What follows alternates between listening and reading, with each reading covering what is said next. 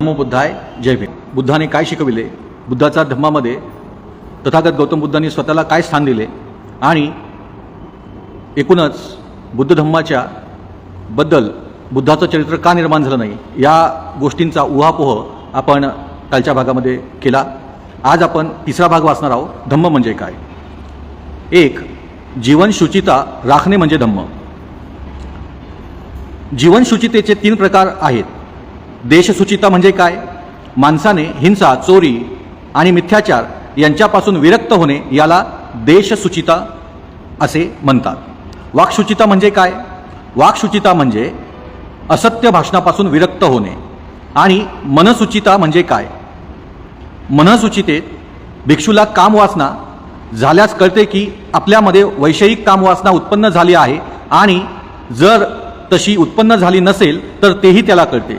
त्याप्रमाणेच आता उत्पन्न न झालेली कामवासना कशी उत्पन्न होते आणि तशी उत्पन्न झाल्यावर तिचा त्याग कसा करता येतो आणि अशी कोणत्या प्रकारे पुढे कधीही उत्पन्न होणार नाही हे सर्व त्याला कळतं.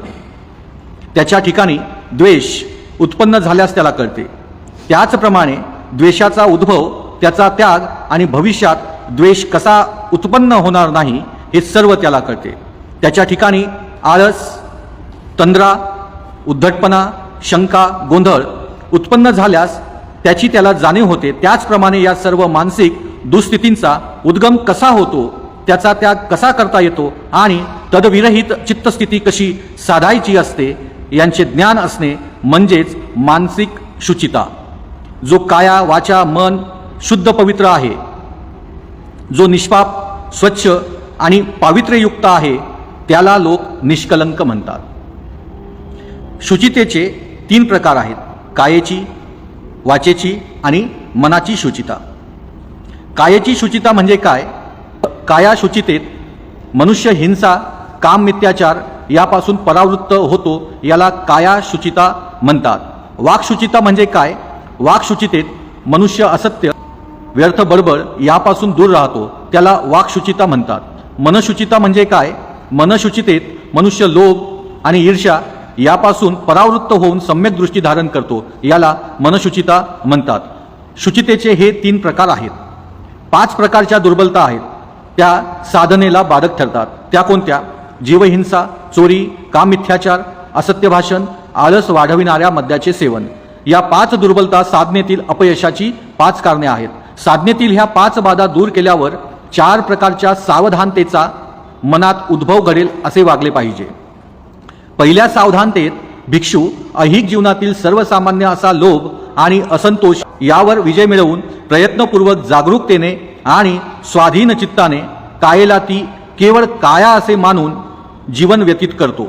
वेदनांना त्या केवळ वेदना आहेत असे मानून जीवन व्यतीत करतो. चित्त हे चित्त आहे असे मानून जीवन व्यतीत करतो.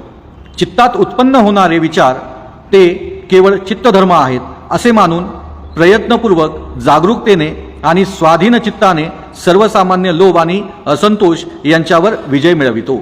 जेव्हा साधनेतील 5 दुर्बलता दूर होतात तेव्हा 4 सावधानतांचा उदय होतो. घात म्हणजे अपयश 3 प्रकारचे आहेत. शीलघात, चित्तघात आणि दृष्टीघात. शीलघात म्हणजे काय. जीवहत्या, चोरी, कामभोगासंबंधी मिथ्याचार, असत्य भाषण, निंदा, कटुभाषण, व्यर्थ बडबड हे सर्व शीलघातात अंतर्भूत होतात. चित्तघात कोणत्या प्रकारचे असतात. लोभ आणि दुष्टपणा हे चित्तघात होत. दृष्टीघात कोणत्या प्रकारचे असतात. दृष्टीघातामुळे माणूस असा विकृत दृष्टिकोन स्वीकारतो की दान, त्याग, परित्याग यामध्ये काहीच गुण नाही. सदाचार आणि दुराचार यांना काही फल नाही की त्यांचा परिणामही घडत नाही. इहलोक नाही की परलोक नाही. आई नाही की बाप नाही आणि प्राणी स्वोत्पन्नही नाही. या जगामध्ये त्यांनी अत्युच्च शिखर गाठले आहे, पूर्णतः मिळविले आहे.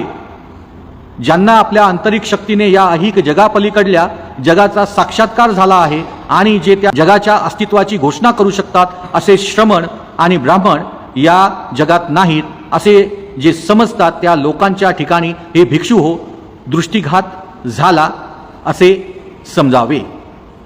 भिक्खूंनो, शीलघात, चित्तघात आणि दृष्टीघात या 3 घातांमुळे प्राण्याला मरणानंतर दुर्गती प्राप्त होते. असे हे 3 घात आहेत. भिक्खूंनो, लाभ 3 प्रकारचे असतात. ते लाभ म्हणजे शीललाभ, चित्तलाभ, दृष्टीलाभ.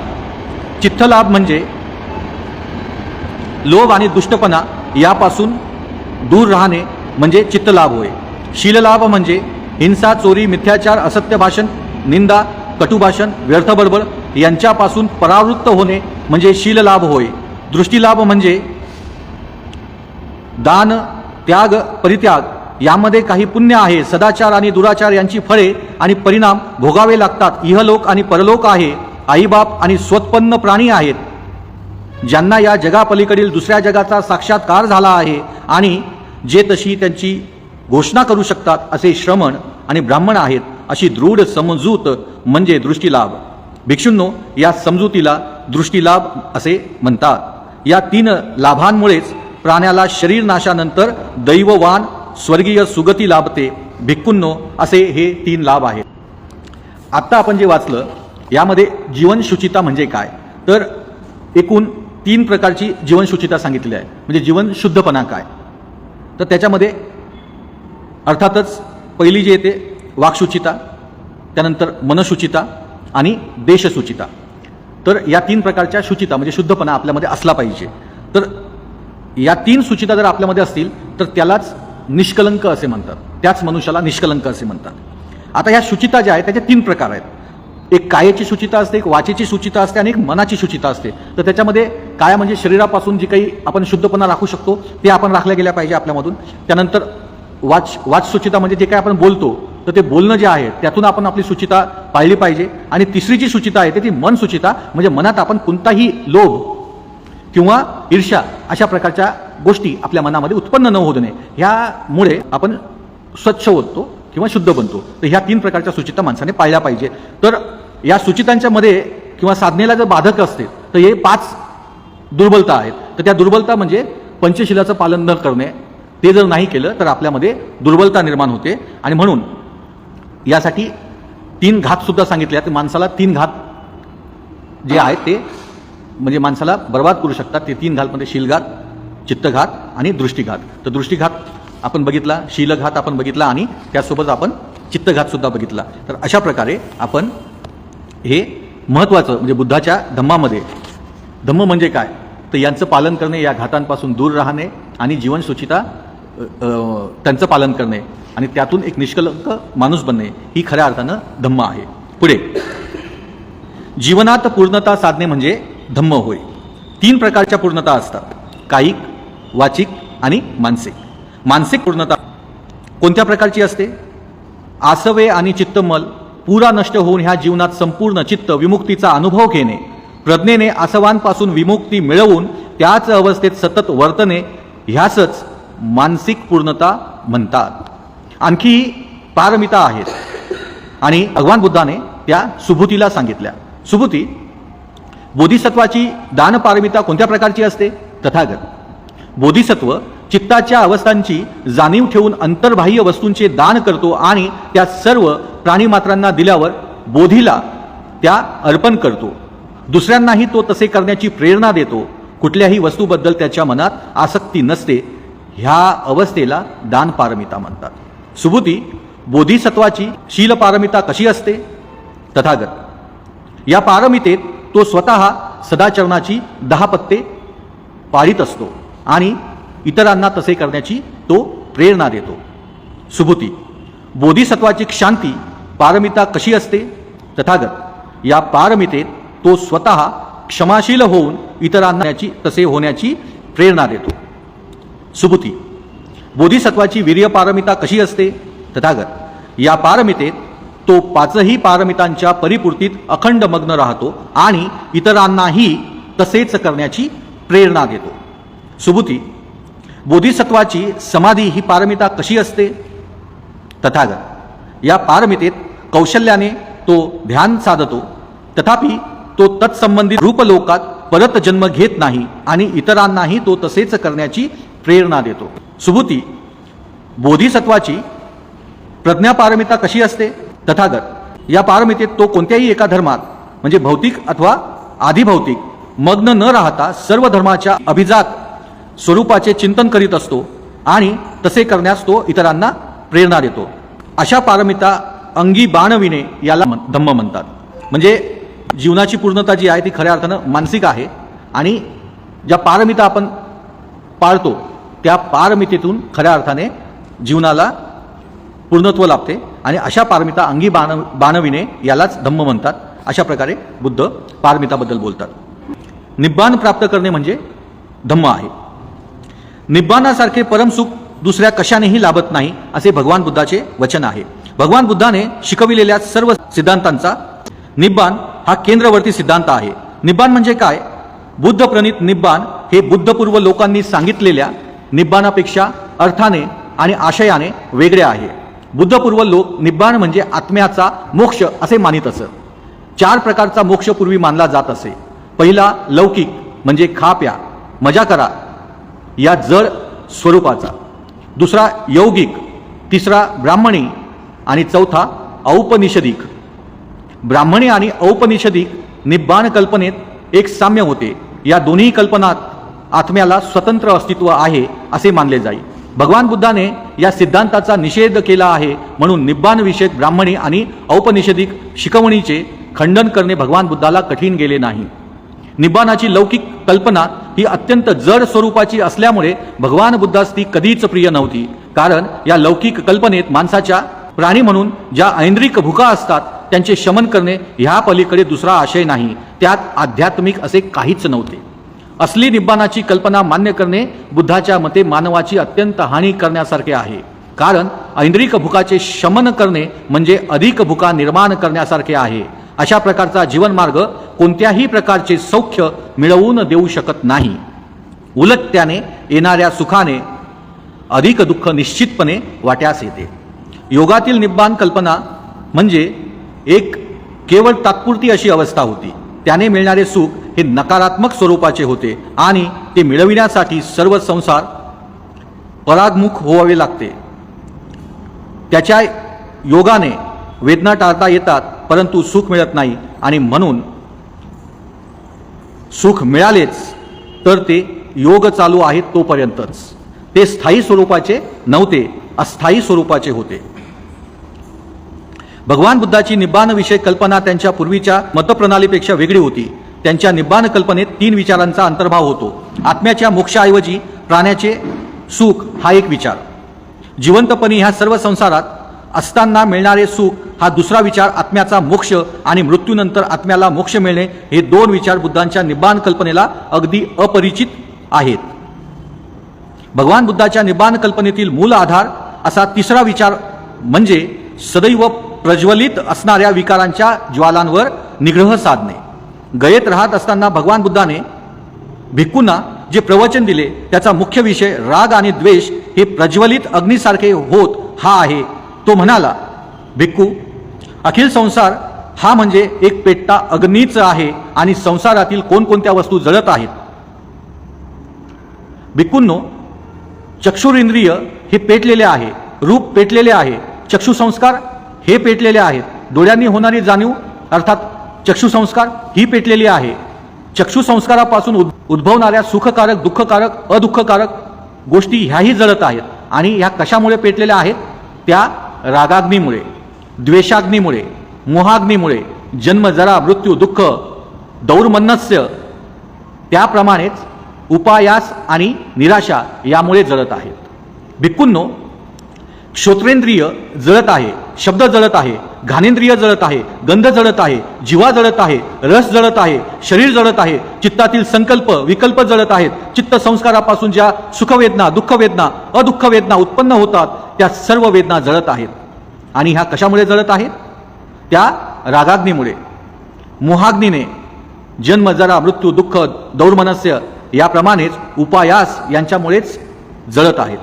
हे जाणल्यावर भिक्षूंनो, प्रज्ञावान श्रेष्ठांच्या मनात उपेक्षा अर्थात विरक्ती उत्पन्न होते. या उपेक्षेमुळे त्यांच्या ठिकाणाचे रागाग्नी आदी विकार मावळतात आणि विकाराच्या अभावामुळे तो मुक्त होतो आणि मुक्त झाल्यावर त्याला आपल्या मुक्तीची जाणीव होते.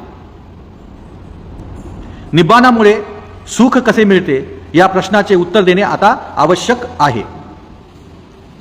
एक सर्वसामान्य समजूत आहे की माणसाला पुरेसे मिळाले नाही की तो दुःखी होतो, परंतु ही समजूत काही त्रिकाळ सत्य नाही. भोवती समृद्धी आणि संपन्नता असून सुद्धा मनुष्य दुःखी राहतो. हा लोभाचा परिणाम आहे आणि लोभ हा गरीब आणि श्रीमंत या दोघांच्याही जीवनाचा शाप आहे. हा विचार भिक्खूंना दिलेल्या एका प्रवचनात भगवान बुद्धाने स्पष्ट केला आहे. लोभाने लुब्ध आणि रागाने क्षुब्ध, मोहाने मूढ झाल्यामुळे माणसे स्वतःच्याच व इतरांच्या दुःखाबद्दलचे विचार मनात घोळवू लागतात आणि त्यामुळे त्यांना मानसिक वेदना आणि पीडा अनुभवाव्या लागतात. परंतु जर लोभ, राग, मोह यांचा पूर्ण उच्छेद केला तर माणूस स्वतःच्या दुःखाने दुःखी होत नाही, त्याचप्रमाणे दुसऱ्याच्या दुःखाने दुःखी होत नाही अथवा मानसिक वेदना आणि पीडा अनुभवित नाही. आणि असे झाले की बंधूंनो, हे हवेसे वाटणारे आणि आकर्षक आणि जे बुद्धिवान श्रावकांनाच साध्य असे ते निब्बाण भविष्य जीवनात नव्हे तर ते इहजन्मी हस्तगत होऊ शकते. माणसाला दग्ध करणारे आणि त्याला असुखी करणारे असे दुःखाचे मूळ कशात आहे हे वरील प्रवचनात स्पष्ट केले आहे. माणसाच्या रागद्वेषावर अग्नीचे रूपक योजून बुद्धाने येथे माणसाच्या असुखाचे परिणामकारक स्पष्टीकरण केले आहे. रागद्वेषाच्या अधीन होण्याने मनुष्य दुःखी होतो. रागद्वेष हे विकार म्हणजे मनुष्याच्या निब्बाण स्थितीपर्यंत पोहोचण्याच्या मार्गात अडचणी निर्माण करणाऱ्या शृंखलाच आहेत.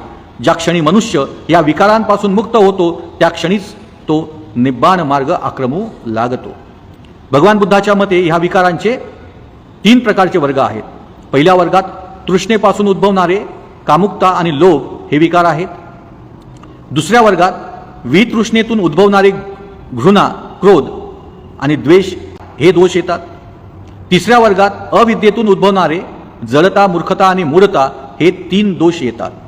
पहिल्या राग व दुसऱ्या द्वेष अग्नीचा संबंध भावना आणि दुसऱ्या संबंधीचा दृष्टिकोन आणि भूमिका यांच्याशी निगडीत आहेत. तर तिसऱ्या प्रकारचा अग्नी मोह हा जे सर्व विचार सत्यापासून भिन्न असतात त्यांच्याशी निगडीत आहे. भगवान बुद्धाच्या निब्बाण सिद्धांताविषयी काही गैरसमजुती आहेत. निब्बाण शब्दाचा व्युत्पत्ती दृष्ट्या अर्थ फुंकर घालणे, विझविणे किंवा मालविणे असा आहे. या शब्दाच्या उत्पत्तीचा आधार घेऊन टीकाकारांनी निब्बाण सिद्धांत अर्थहीन बनविला आहे. ते असे मानतात की निब्बाण म्हणजे सर्व मानवी विकार मालविणे आणि ही क्रिया मृत्यू समान आहे. असा वाकडा अर्थ लावून त्यांनी निब्बाण सिद्धांत हास्यास्पद बनविण्याचा प्रयत्न केला आहे. टीकाकार लावतात तसा निब्बाणाचा अर्थ बुद्धाला अभिप्रेत नव्हता. हे जो कोणी अग्नी प्रवचना भाषादृष्ट्या अभ्यास करतील त्यांच्या लक्षात येईल. अग्निस्कंदोपम सुक्तात जीवन म्हणजे अग्नी आणि मृत्यू म्हणजे तो मालविणे असे म्हटलेले नाही. तिथे म्हटले आहे की रागाग्नी, द्वेषाग्नी आणि मोहाग्नी जळत आहेत. सर्व प्रकारच्या प्रवृत्तींना पूर्णपणे मालवून टाकावे असे अग्निसुक्त म्हणत नाहीत. ते एवढेच म्हणते की पेटत्या ज्वालेला अधिक इंधन पुरवू नका. दुसरी गोष्ट अशी की टीकाकार निब्बाण आणि परिनिब्बाण यात भेद न करण्यात चुकले आहेत.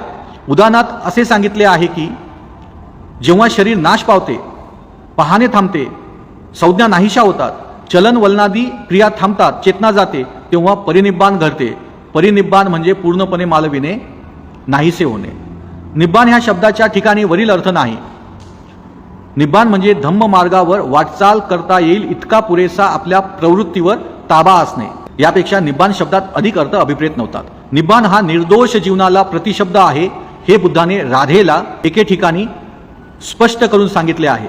एकदा स्थवीर राध तथागतांकडे गेला. तथागतांना अभिवादन केल्यावर त्यांच्या समीप बसून त्याने विचारले, भगवान निब्बाण म्हणजे काय? भगवंतांनी उत्तर दिले, निब्बाण म्हणजे निर्दोष जीवन. भगवान, परंतु निब्बाणाचा उद्देश काय? राध, निर्दोष जीवन हा निब्बाणाचा उद्देश आहे.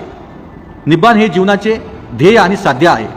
निब्बाण म्हणजे मालविणे किंवा नाश नव्हे हे बुद्धाने सारीपुत्ताला पुढील प्रवचनात स्पष्ट केले आहे. एकदा भगवान श्रावस्तीतील अनाथपिंडकाच्या आश्रमात वास करीत होते. सारीपुत्तही त्यावेळी त्या ठिकाणी राहत होता. भिक्खूंना उद्देशून भगवंत म्हणाले, भिक्खूंनो, अहिक संपदेऐवजी धम्माचे तुम्ही दायाद व्हा. तुमच्याविषयी वाटणाऱ्या करुणेने तुम्हाला धम्मातील वाटा मिळावा म्हणून मी तुम्हाला धम्माचे दायाद बनवित आहे. असे बोलून भगवान आपल्या गंधकुटीत गेले. सारीपुत्त मागे राहिला आणि भिक्षूंनी त्याला निब्बाणाचा अर्थ स्पष्ट करण्यास सांगितले. तेव्हा सारिपुत्त म्हणाला, लोभ हा दोष आहे, द्वेष हा दोष आहे.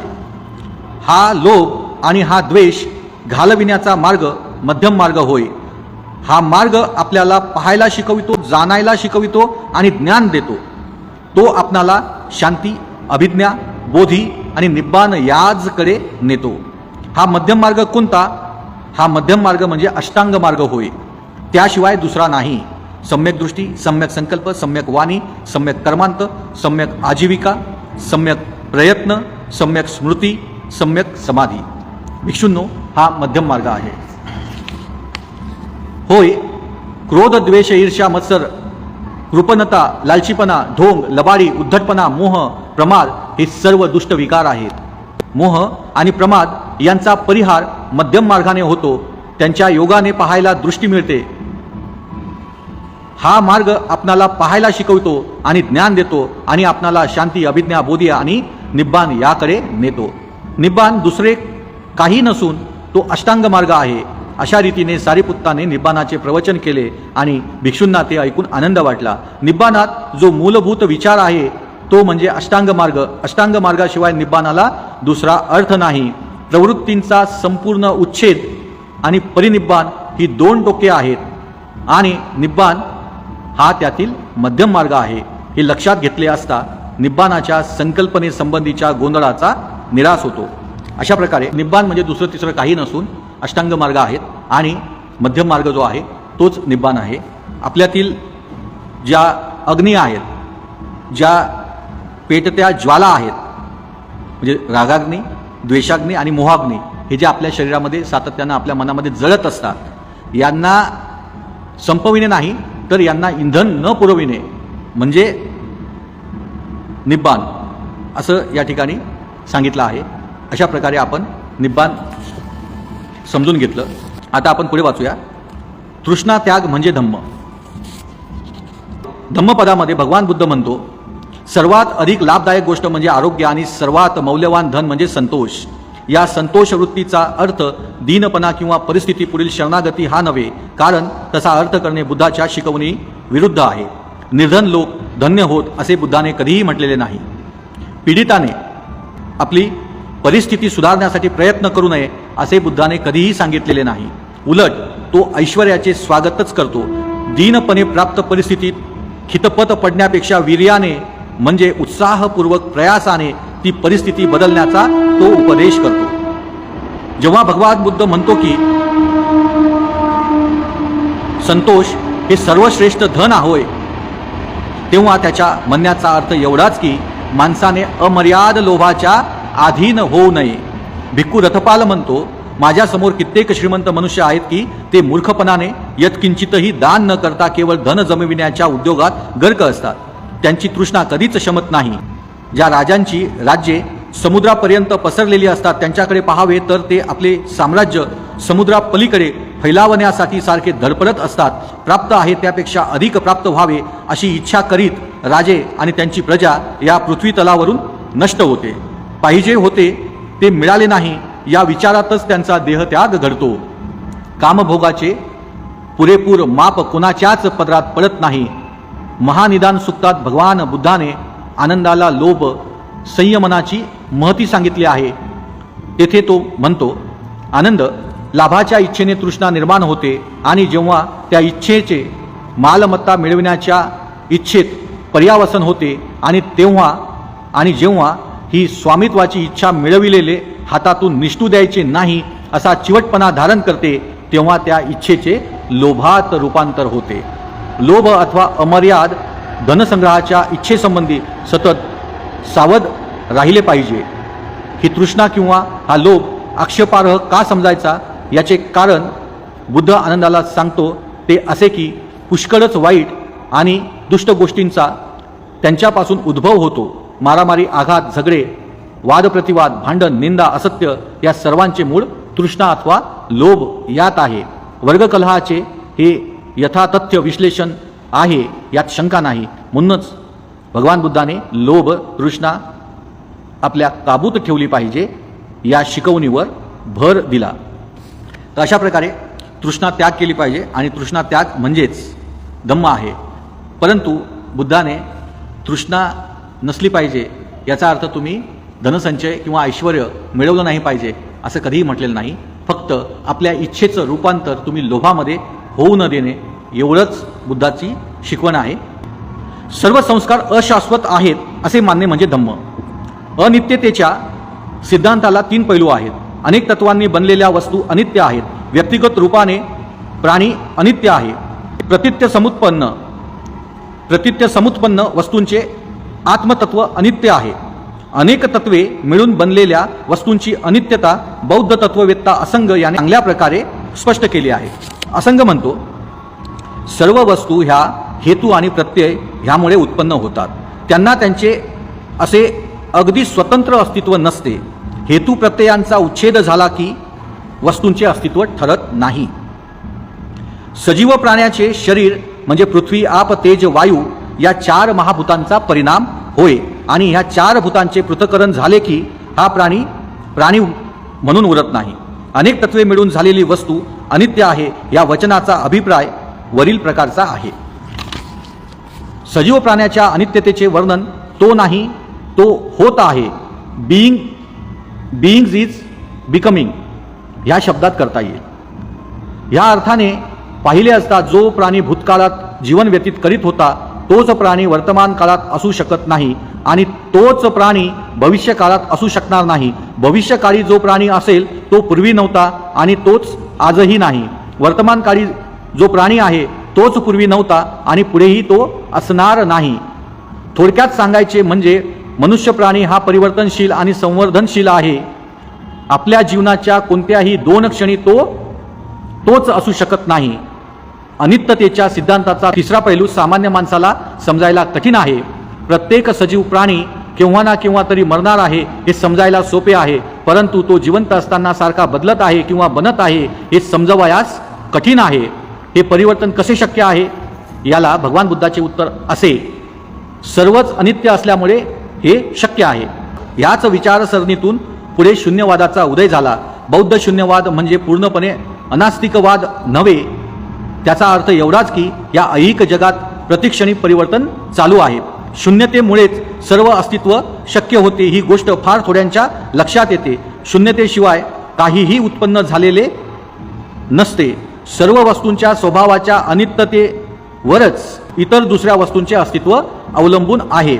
जर वस्तू सतत परिवर्तनशील नसत्या, नित्य व अपरिवर्तनशील असत्या तर एका प्रकारापासून दुसऱ्या प्रकारात जीवनांचे जे उत्क्रमण आणि सजीव वस्तूंचा जो विकास चालला आहे त्याला विराम मिळाला असता. जर मनुष्य प्राणी मरणाधीन अथवा परिवर्तनशील नसता आणि एकाच स्थितीत तसाच राहिला असता तर काय परिणाम झाला असता?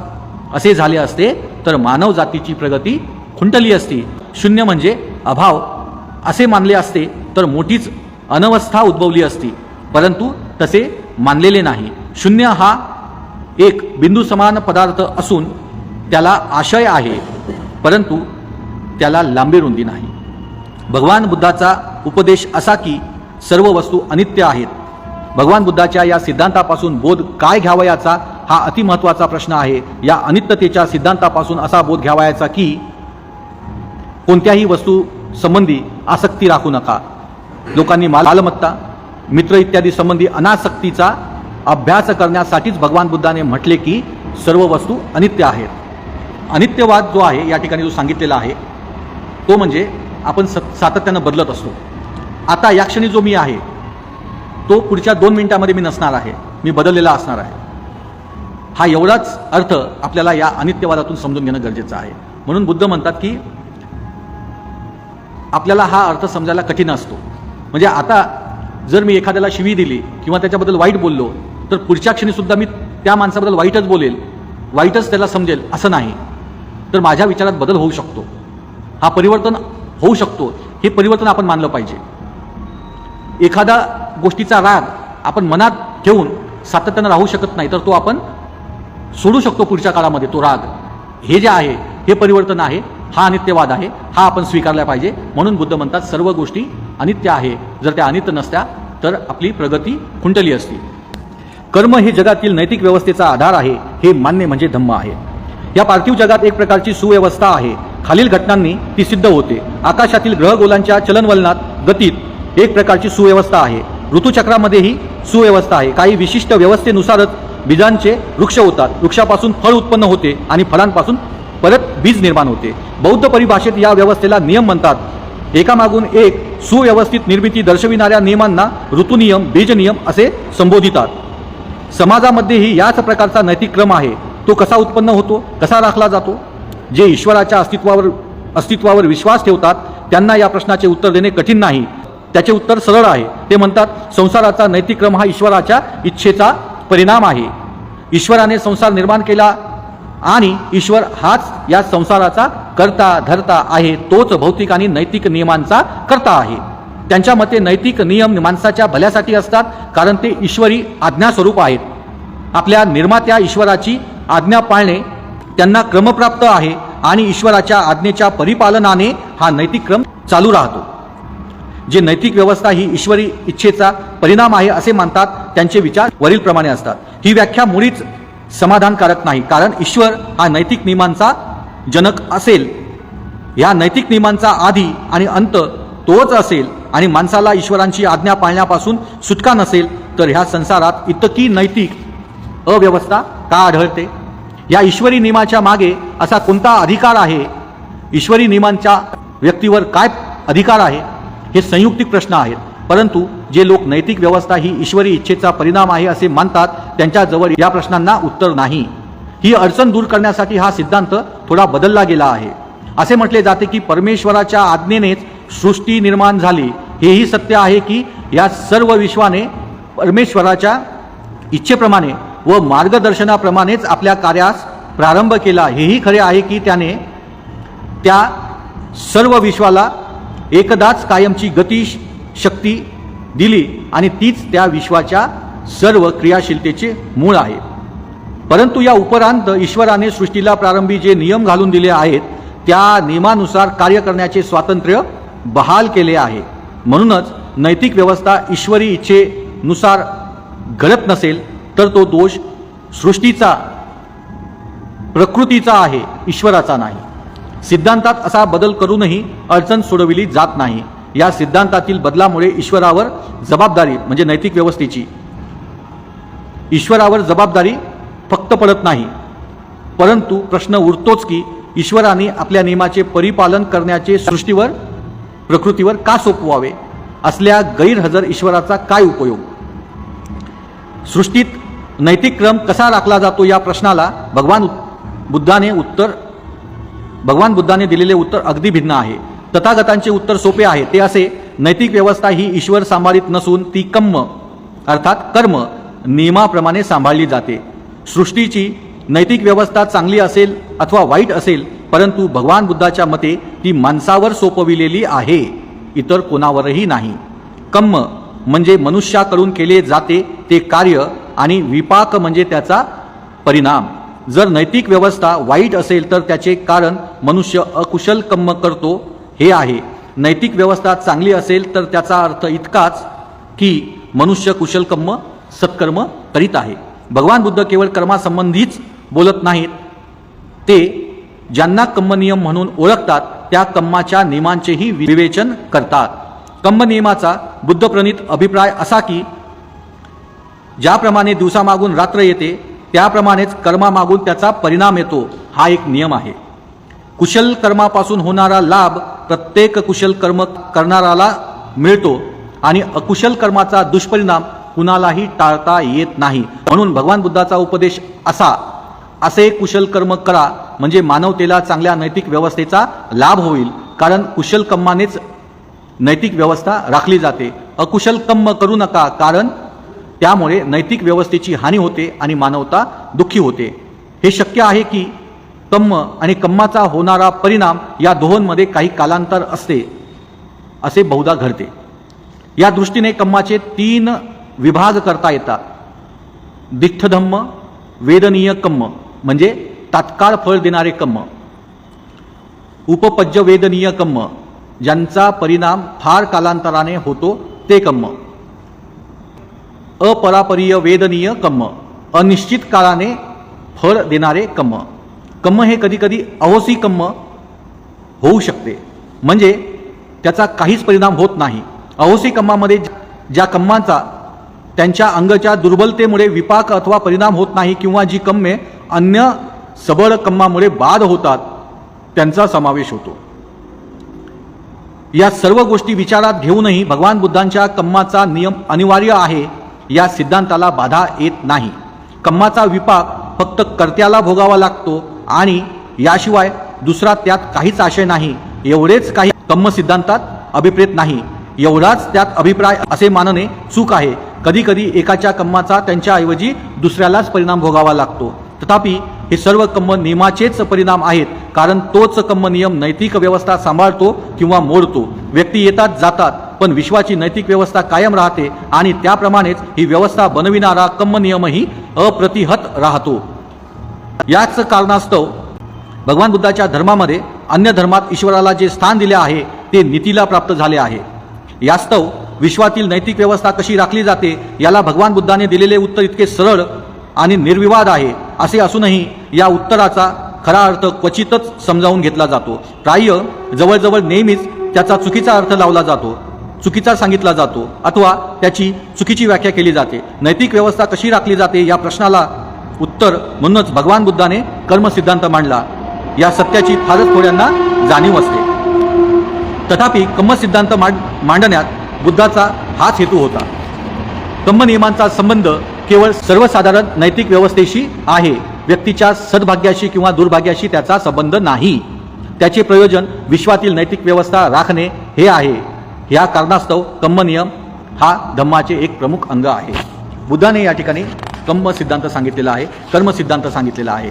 यामध्ये साधा अर्थ सांगितलेला आहे की जे लोक ईश्वराने ही सृष्टी निर्माण केली आणि तोच करता धरता आहे, म्हणजे जे काय करतो ते ईश्वर करतो असा एक सिद्धांत मांडतात. आणि त्यामध्ये त्यांनी थोडासा बदल केला, तो म्हणजे काय की ते सृष्टीवर ते ढकलतात की हे असंच घडलं, नशिबाने घडलं किंवा सृष्टीमुळे घडलं असा एक नियम सांगतात. तरी पण ईश्वर हा तिथं श्रेष्ठ ठरतो. परंतु भगवान बुद्धाने कम्माचा नियम सांगितला, जो जे कर्म करतो त्याचा त्याला परिणाम भोगावा लागतो हा नियम सांगितला. कधी कधी त्याचा परिणाम लगेच घडतो. लगेच समजा एखाद्याला आपण शिवी दिली तर तो प्रत्युत्तरात तुम्हाला शिवी देतो, हा लगेच घडणारा कम्मा आहे. कधी कधी तो अनेक दिवसांनी घडतो, म्हणजे जसं आज मी परीक्षा दिली त्याचा रिझल्ट काही दिवसांनी येतो. आणि काही परिणाम जे असतात ते फार दीर्घकाळाने येतात. म्हणजे आज जर आपण शिकलो नाही तर भविष्यामध्ये तुम्हाला चांगलं म्हातारपण मिळणार नाही, हा त्याचा अर्थ होतो. कधी कधी एखादा परिणाम म्हणजे कर्माचा परिणाम तुम्हालाच नाही तर समोरच्या माणसाला सुद्धा भोगावा लागतो. की जसं आता आपण गाडी चालवतोय आणि गाडीचा ॲक्सिडेंट तुमचा होतो, परंतु समोरचा त्या ॲक्सिडेंटमध्ये मरतो, म्हणजे तुमच्या कर्माचा परिणाम हा दुसऱ्याला भोगावा लागतो. कधी कधी असं दिसतं तुम्हाला की कर्माचा परिणाम होत नाही, तर तो यामुळे होत नाही की तुम्ही अतिशय क्षीण झालेले असता.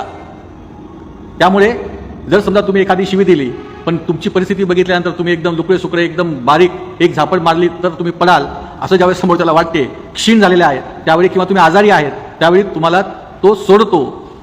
किंवा दुसरा त्याचा अर्थ असा सांगितलेला आहे की तुम्ही इतके चांगले कर्म केलेले असतात की तुम्ही एखादं वाईट कृत्य जरी केलं तरी ते त्याला सांभाळून घेतं.